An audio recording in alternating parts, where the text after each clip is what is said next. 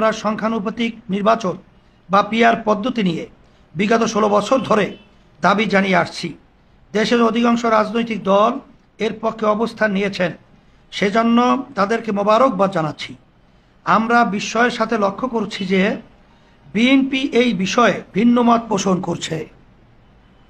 তাদেরকে বলবো, ক্ষমতার কেন্দ্রী ভুবনই স্বৈরাচার জন্ম দেয়। ক্ষমতা যাতে কোনো একক দলের হাতে একীভূত না হয়, সেজন্যই পিআর পদ্ধতির প্রয়োজন। আমরা বিশ্বাস করি আপনারা যেমন রাজনৈতিকভাবে স্বৈরাচার বিরোধী, তেমনি মানসিক ও পদ্ধতিগতভাবেও স্বৈরতন্ত্র বিরোধী। তাই যদি হয় তাহলে আপনারাও পিআর পদ্ধতির প্রতি সমর্থন জানাবেন বলে আশা করছি। প্রিয় সাংবাদিক বন্ধুগণ, আজকের সংবাদ সম্মেলন থেকে আরেকটি গুরুত্বপূর্ণ বিষয় তুলে ধরতে চাই, আর তা হলো বিপ্লবে অংশ নেওয়া সকল রাজনৈতিক দল এবং বৈষম্য বিরোধী ছাত্রদের সমন্বয়ে জাতীয় নিরাপত্তা পরিষদ গঠন করা প্রয়োজন।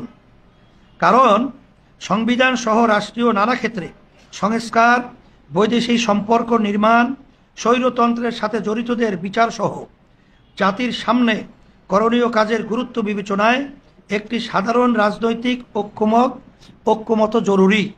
আর সেজন্য বিদ্যমান আইনের আওতায় বিপ্লবের অংশীদারদের সমন্বয়ে জাতীয় নিরাপত্তা পরিষদ গঠন করা যেতে পারে, যা বহু জটিলতা থেকে উদ্ধার করবে এবং জরুরি বিষয়গুলোতে সাধারণ ঐক্যমত প্রতিষ্ঠা সহজ হবে।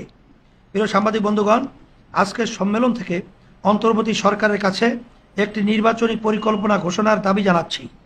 কারণ অনিশ্চয়তা ও শূন্যতা নানা ধরনের জটিলতা ও অপলাপের জন্ম দেয়। তা রোধ করার জন্য নির্বাচনের সুষ্ঠু ও অবাধ পরিস্থিতি তৈরিতে করণীয় নির্ধারণ, তার জন্য সময়সীমা ঠিক করে একটি সুনির্দিষ্ট গাইডলাইন ঘোষণা করা হলে সকলের জন্য কাজ সহজ হবে।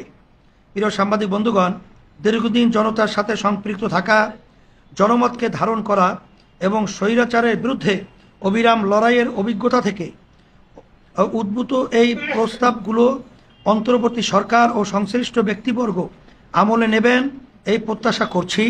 অন্যথায় ঈশান কোণে কালো মেঘের আনাগোনা আরও প্রকট হয়ে উঠতে পারে। আল্লাহ আমাদের হেফাজত করুন। আমিন সুম্মা আমিন। সবাইকে ধন্যবাদ।